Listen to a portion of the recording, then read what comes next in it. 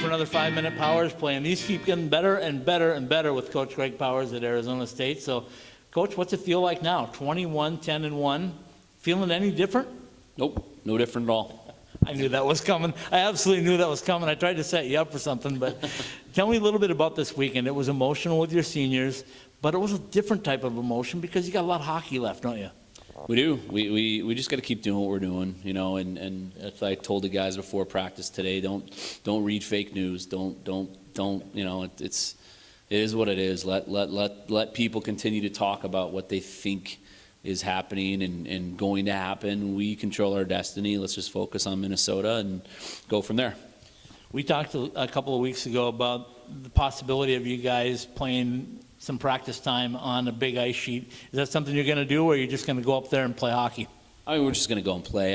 You know, we have such a good routine here at Oceanside, and it's comfortable. It's close to campus, obviously. That I thought about going up to Peoria and doing that, but we're just going to play. We don't need to make more of a big sheet than what needs to be made of it. There's a couple of adjustments defensively that you have to pay attention to and not get caught out of position and go running around and chase him. But other than that, offensively, you use it to your advantage, and our guys will.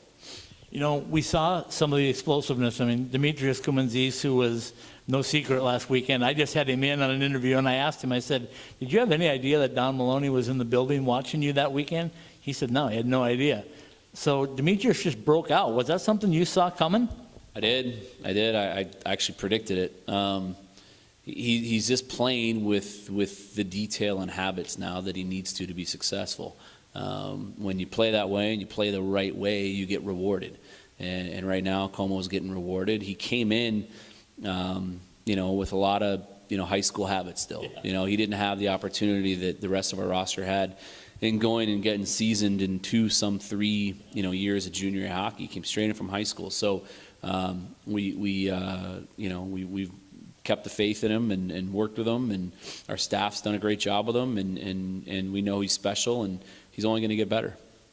So the obvious question is, he's going back to Minnesota. I just asked him. He said about a year ago he was at Mariucci trying to get into the state high school tournament. He played in front of 18,000 plus in the state high school tournament. He's ready for Mariucci again, isn't he, at this level? Yeah, he's ready. I think you're going to get his very best next weekend, going back to where he played his high school hockey. I think he's got a bunch of buddies on their team, so I'm sure they're going to have some friendly banter back and forth and have a lot of fun with it. You know, I want to talk a little bit about your team. I was telling guys that in the press box here at Oceanside, I'm sitting right above your head, literally, so don't be offended by me being up there. But I see the emotions on the bench, and what I also saw this weekend was confidence. I heard a couple of your guys say every time that AIC scored and was making their push that you guys all felt like you were going to win that hockey game at some point, didn't you?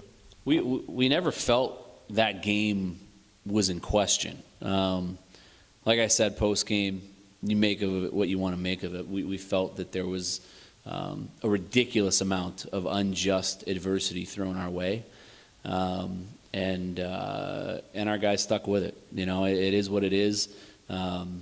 And credit to AIC, like what a resilient group they have. And if you look at their box scores all year, they come back on a lot of teams. So we knew that they had that in them, and that they wouldn't go away. But you know, we were a couple minutes away from, you know, pulling away. Yeah. You know, and even in the third, before they tied it up, I don't think they had a scoring chance 5-on-5. Yeah. You know, so you know, our guys stuck with it, and after regulation, we huddled them in and just, you know, reminded them, hey, we do this stuff every day. We work on this stuff every day, this high-intensity, next goal win scenario. Somebody just step up and pop one, and PJ did after a great pass from Brenny, and we got the win.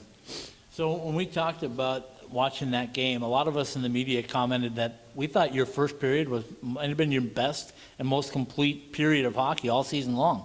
Is that a fair assessment? We were good. We were really good. I mean, it what was it, 2-0, and it could have been 5. You know, I mean, we had a power play we didn't score on where their goalie made some big saves, but yeah, we played well. I think the emotions of senior night and getting those kids all start really fired up our bench, and you know, it was fun. You know, on the other side of the ice, a great hockey player in Christensen. came out in the second period, and I think it was clear to everybody that was watching the game, is that he had a goal in mind that he was going to try to get under your skin, and your players responded, which is a good sign from your team. But did you think that your team takes the emotion the right way right now? Are they a mature emotion team? Yeah, I do think so. I think that, do I like Steen's penalty? No, I don't. I don't like it at all. And it hurt us, but the rest of it, again, I don't agree. I don't agree with how that game was called. I don't. The rest of the way, and it is what it is. Everybody's entitled to their own opinion, but our guys play with a chip on their shoulder, and we have to be successful, and that's not going to change. Coach, one more week and you'll be off to Minnesota for the final 2 games of the regular season, and then things turn from there to focus on hopefully a tournament bid. What's going through your head personally as you approach this one? Same thing as all year, Scott. We're focused on Minnesota. That's it. Do we have to start to contingency plan on what we're going to do and how we're going to spend those 3.5 weeks? Yes, and we have, and we'll make the absolute most of them. It's a position, if we're fortunate enough to get into this tournament. I've been in it as a coach a ton. Back in the ACHA, we never played in a conference tournament, so while all those other teams were beating up on each other and grinding out each other, we were fresh and we were healthy and we were competing and we were focusing on detail, and we were pretty good in the tournament. So we're not worried about it. All right, that's it from the 5-minute power play here at Oceanside. Coach, good luck this week in getting the preparation in place, and then certainly good luck next week at Minnesota. Thank you.